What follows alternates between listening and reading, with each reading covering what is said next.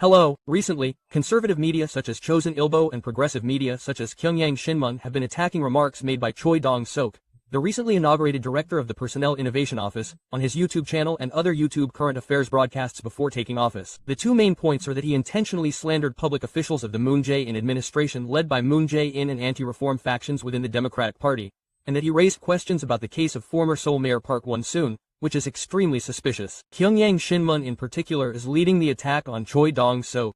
It is putting an exclusive mark on the title of its articles. The issue is that he directly criticized the Moon Jae-in administration's 7 principles of excluding high-ranking public officials as extremely harsh, defined Moon Jae-in, Ju Jung-ai, Cho Kook, and Han Dong-hoon as people who have regressed Korean civilization, referred to Cho Kook as a little idiot with nothing to show for it, raised questions about the Park Won-soon case for which no evidence was presented, and made fun of Kim Jae-ryan, who used to say, even acupuncture is a second-degree harm, and, even if you die, it's a second-degree harm. In response to these remarks by director Choi Dong-sok, the pro-Moon forces within the Democratic Party and the Cho Kook Innovation Party are rising, the People Power Party is also in an uproar, and women's groups led by Kim Jae-ryan will likely join in. Let's take a look at the remarks by director Choi Dong-sok that Kyungyang Shinmun took issue with. Director Choi Dong-sok said on his YouTube broadcast, "Look at the list of ministers and vice ministers in the Moon Jae-in government. They are all people like Moon Jae-in. They are incompetent people. There are still people who send Moon Jae-in away. Sending Moon Jae-in away cannot happen." Quote. He then said, "Would you accept someone who sends Berg, who appointed Hitler? There is no surname Berg at all." Quote. He added, "Moon Jae-in is the source of all the suffering of our people today. This is such a ridiculous thing." Quote. This is Moon Jae-in's behavior of watching the coup d'etat caused by Ju Jung-ai as if it were a fire across the river. In the end, he is criticizing Moon Jae-in for approving it by shielding him as the prosecutor general of our government. Aren't you annoyed to the point of stumbling upon the key figures of Moon Jae-in who pushed Ju Jung-ai and Im Jong-ai to be the crown princes of the regime? Let's just mention 3 people who broke the record for the longest-serving ministers in the Moon Jae-in administration. Didn't Hong Nam-ki, whom Jong-yi had appointed as the head of the Office for Government Policy Coordination when he was Prime Minister, be used as the Minister of Strategy and Finance for nearly 4 years? And even rejected his resignation. He was in a position to solve problems such as housing prices and compensation for damages caused by COVID-19, but didn't Hong Nam-ki, who was suspected of belonging to a mafia group, block the work? Also, how long did they use Kim Yeon-mi, who has no expertise in the relevant field, who continued to come up with failed measures despite public sentiment about housing prices and other issues? Didn't you, who also has no expertise, be the longest-serving minister, who showed neither what he was doing nor what he wanted to do about education for future generations? No matter how much criticism there is about them, just trust them. The gender conflict among the younger generation has become particularly severe under the Moon Jae-in administration. This is something that Moon Jae-in, who calls himself a feminist president, personally raised and confirmed that he has no thoughts on the issue. But didn't the important ministers of gender equality and family also play an enormous role, including Jung Yun-baek, Jin Son-mi, and Jung Young-ae, who even provided the decisive starting point for Kang Son-woo's resignation? How many of the people appointed to high-ranking posts in the Blue House or ministerial positions during the Moon Jae-in administration actually achieved anything? What roles did Prime Minister Im Jong-il, Chung Sai-kyun, and Kim Bu-kyum, who are in a position to create a single team by overseeing each administrative department, play? Not to mention Im Jong-il, who took the lead in spreading false accusations about Dae Jang-dong. And if you look back at the behavior of Chung Sai-kyun and Kim Bu-kyum, weren't they only preoccupied with holding Lee Jae-myung back? There was also Choi Jae-young, the chairman of the Board of Audit and Inspection, who later went over to the People Power Party, participated in the presidential primary, and even received a gold badge. Who appointed Kim Young-ju, who also went over to the People Power Party, as a minister? In particular, Jeon Hae-chul, who was the starting point of the demonization of Lee Jae-myung, was given the position of Minister of Public Administration and Security. In fact, wasn't the 7 principles of deliberate exclusion from public office just meaningless? From Moon Jae-in's perspective, it was to the point where it seemed like he was just eating with people he was close to. So, even though he didn't achieve anything and public criticism continued, didn't he just keep doing whatever he could? Wasn't this a government that had no intention of keeping its promises and was just putting on a show? Director Choi Dong-sok considered these people to be the ones who had caused Korean civilization to regress. Director Choi Dong-sok introduced a video related to former Democratic Party leader Song Young-gil, and mentioned that during the Song era, the media reform bill that was on the verge of passing the National Assembly was blocked by the Moon Jae-in administration and pro-Moon forces. The bill was a fake news damage relief act that required media outlets that made false and fabricated reports to pay up to 5 times the amount of damages suffered.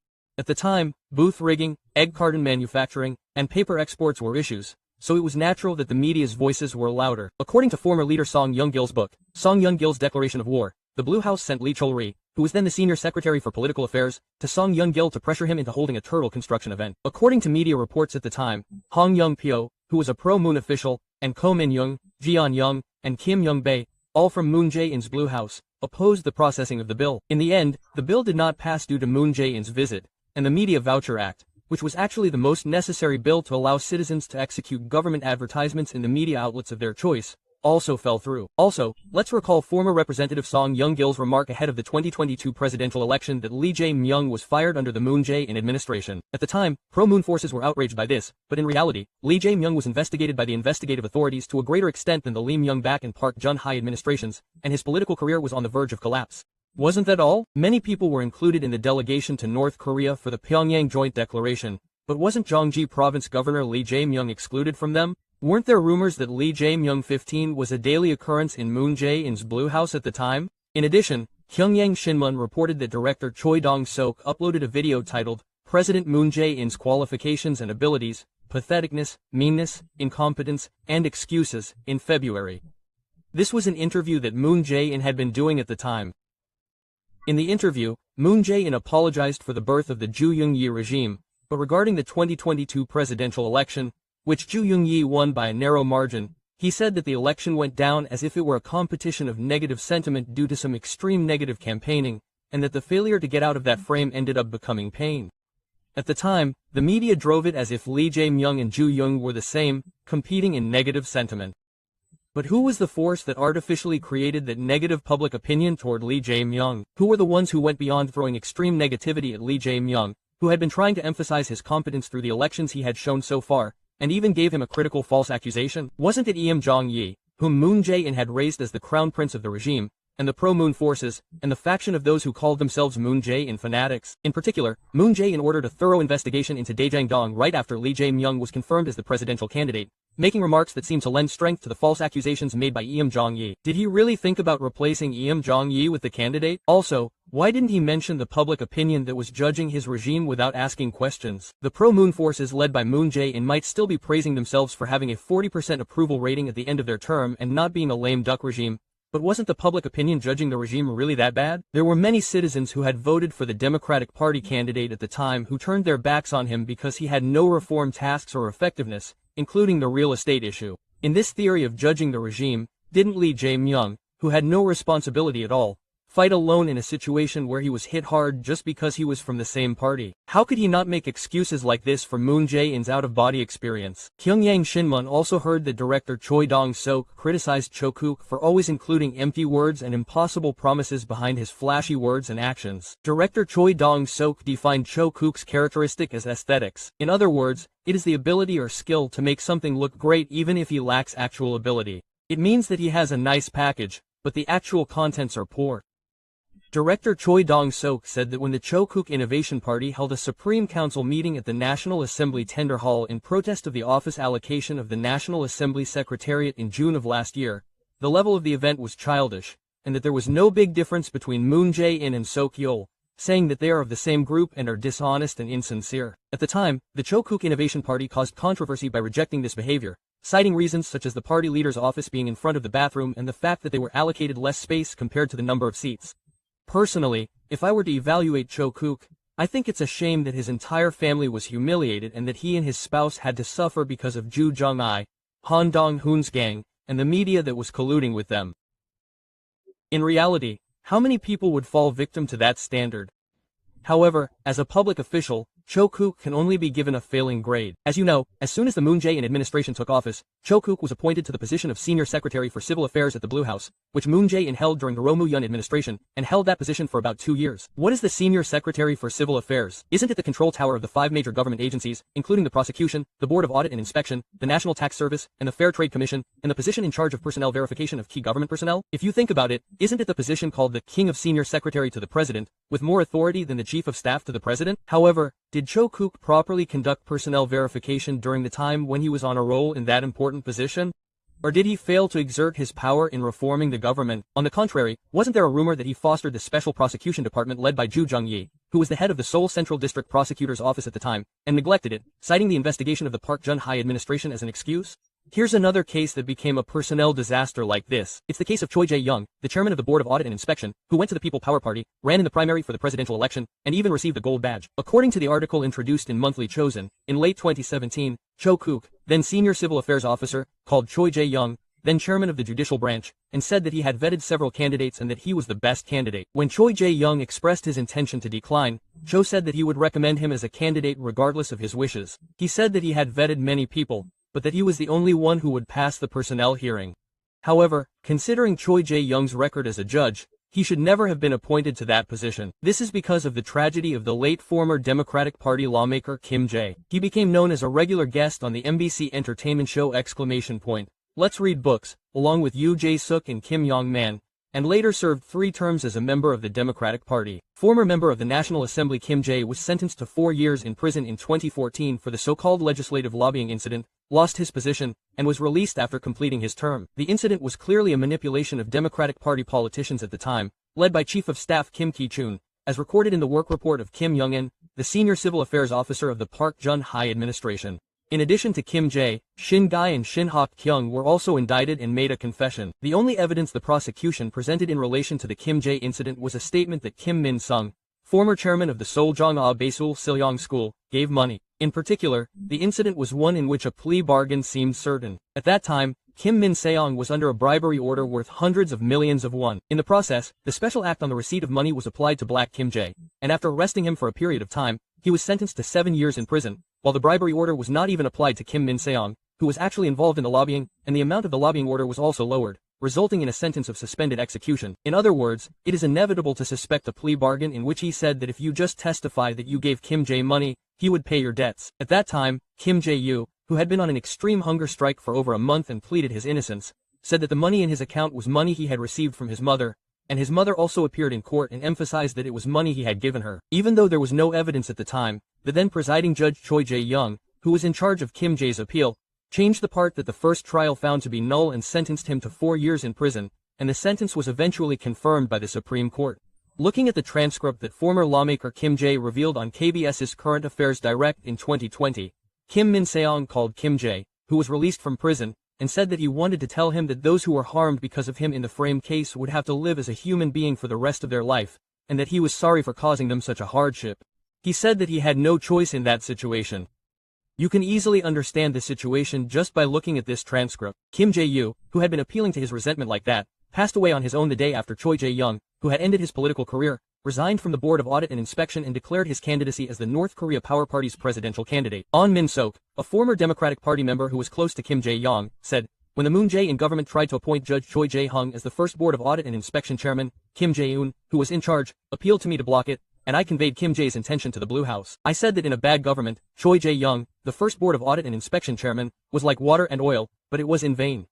Quote, did Cho Kook even pretend to listen to Kim Jae-young's desperate appeal? Wasn't this case of a personnel disaster led by Cho Kook the one that led to Kim Jae's unjust death? Even so, did Cho Kook ever say a single word of condolences to former lawmaker Kim Jae and his bereaved family? In this horrifying tragedy, Cho Kook could be worse than Choi Jae-hung. Shouldn't he go to where former lawmaker Kim Jae is sleeping and start from the beginning? Cho Kook also formed the Cho Kook Innovation Party and engaged in political activities, but it's hard to find anything positive to evaluate there. Some, including the Cho Kook Innovation Party, praised the founding of the Cho Kook Innovation Party as the driving force behind the victory of the Democratic Party in last year's general election, but I personally find it difficult to evaluate it that way. Even before the emergence of the Cho Kook Innovation Party, public opinion that the ruling party should pass judgment on Ju Jung-I had already been maintained, and I think that the fact that the Democratic Party nominated the existing watermelon gold badges and filtered them out was actually more effective. The conclusion is that the existing Democratic Party's proportional representation votes in the fall were dispersed. Also, Cho Kook shouted with his own mouth that the opposition party would win 200 seats, which Lee Jae-myung had urged him not to do. He also visited the Busan-Ulsan Jongnam district, which had many close battlegrounds, and attacked Ju Jung-I and Han Dong-hoon while going around Busan. However, this seemed to have backfired along with Moon Jae-in's Busan-Ulsan Jongnam campaign, resulting in the Democratic Party candidates. In Busan, only Jeon Se-dan survived, and in Jongnam, Ro Mu-yeon's Goyong, Gimhae, and Changwon Seongsang, which were the former districts of Kwon Young-gil and No Yi-chan, he only managed to secure a total of 3 seats, and in Ulsan, he only managed to secure Ulsan Dong-ji-yu, a workers' district. In the process, the Democratic Party's goal of securing 200 seats, which many people were confident of before the election, was lost. Considering that the Democratic Party had initially aimed for around 10 seats in Busan, can we really say that Cho Kook's actions were helpful? Also, the bathroom incident that broke out at the beginning of the National Assembly last year was also pathetic. It seems that Ahn Chol-soo is no different from that level in that he started complaining like this without properly showing the citizens the effectiveness. In addition, the fact that he was particularly obsessed with the election for the Yungkwang Sungsu uniform last fall, that is, the political leader of Cho-kook, cannot help but give him a failing grade. In addition, the current support of the Cho-kook Innovation Party, which has 12 seats, is not even ahead of the Reform New Party of Lee Jun-sok, which has only 1/3 seats. Here, I have a question for Kyungyang Shinmun. Is it trying to shield Cho-kook by expressing director Choi Dong-sok's hitting Cho-kook as if it was a big mistake? But didn't Kyungyang Shinmun collude with the Ju-jung gang and the prosecution and receive the exclusive report of various damages related to Cho-kook's work and take the lead in the hunt? That's why he was criticized more than Chosun Ilbo at the time. Isn't Ms. Yu, who was famous for being the best at dictation in Kyungyang Shinmun at the time, a member of Chosun Ilbo now? Also, Jongyang Shinmun strongly proved that they regard feminism as sacred, and as expected, they pushed director Choi Dong-sok's questioning of the Park Won-soon case to the second level. Director Choi Dong-sok wrote on SNS at the time that he held a press conference with a women's group during Park Won-soon's funeral, and directed at Kim Jae-ryan, who was an aide, saying, "What's with the press conference before the funeral is over? Who are you trying to get an apology from? You claim that you are committing secondary harm. Isn't that what you did, secondary harm? Who on earth would commit secondary harm when you don't know the victim's identity at all?" Quote. He then said, "Secondary harm, secondary assault, secondary harm even if you die." He directly hit back, saying, "What are you talking about? It is very dangerous to deal with this kind of person." Quote. Director Choi Dong-sok also said to Kim Jae-ryan, "The truth is simple. A photo or a 10-second recording file of Park Won-soon's foul language or moans is enough. It doesn't even have to be the long, lasting voice you used to spew at the mother of the sexual assault victim." As mentioned, it has been confirmed that Kim Jae-ryan, while serving as the director of the Empowerment Bureau of the Ministry of Gender Equality and Family under the Park Geun-hye administration, made various threats against the mother of Ms. Wang, a female employee of the Korea Oil Pipeline Corporation who was brutally murdered in 2005. You yell at the bereaved family who is living with blood in their hearts after having their children wronged, and didn't you even go as far as to have the Deputy Inspector General observe a case for which there is no evidence? Didn't Kim Jae-ryan, who talks about women's rights like that, shield the Ian Buhabi that the Park Geun-hye administration forced through behind closed doors and encourage the victim grandmothers to accept the job? How is that kind of behavior any different from Kim Mal-ran? We've mentioned it countless times now, but where is the evidence that Kim Jae-ryung and women's groups have been shouting about? There's only one Telegram invitation screen with no content written on it for the past 5 years. And where is the other victim besides the plaintiff?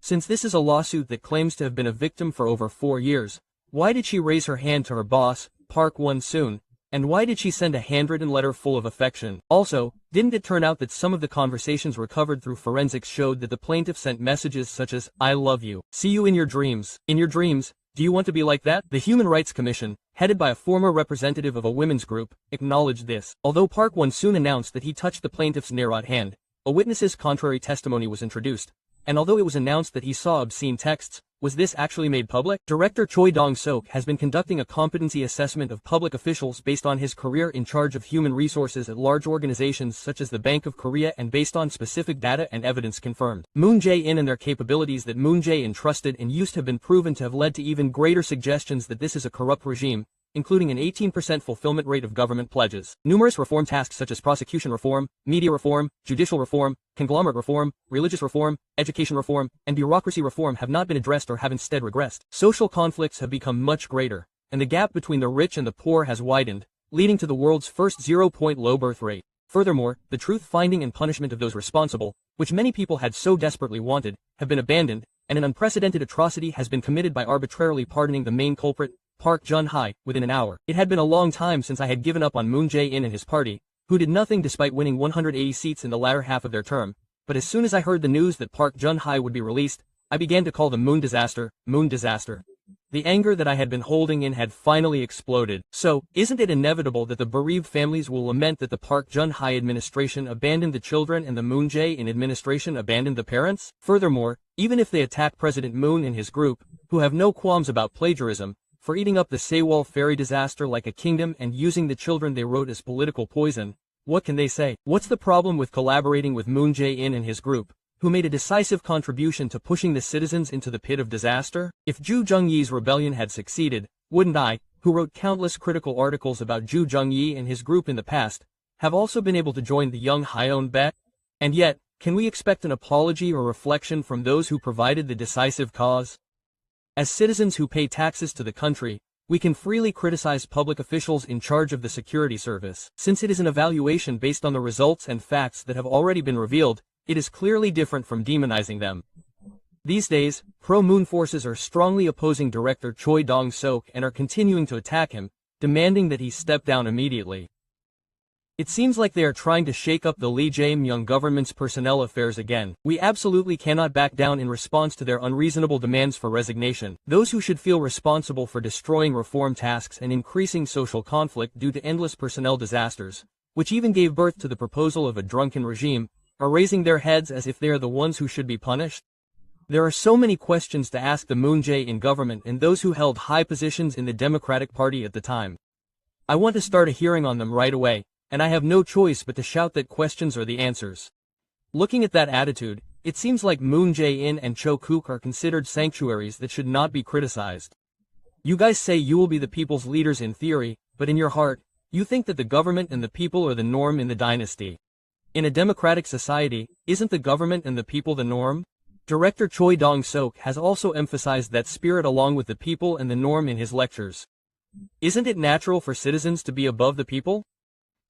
Also, the problem is that the interests of the chosen Ilbo and the liberal media overlap too much, while colluding with that female dog cartel. And at the same time, they are trying to continue to bring up issues that we cannot help but suspect and question, like the Park Won-soon case.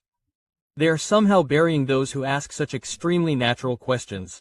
On the other hand, they are always keeping their mouths shut when it comes to sexual misconduct cases of those in power, clear cases of female power. The appeal of the socially disadvantaged who are truly suffering has nothing to do with the money and power they will gain. So what do you think? Shouldn't we destroy this dirty cartel that is much more evil than the government so that we can have an equal society and a more harmonious society? I will continue to speak out against injustice.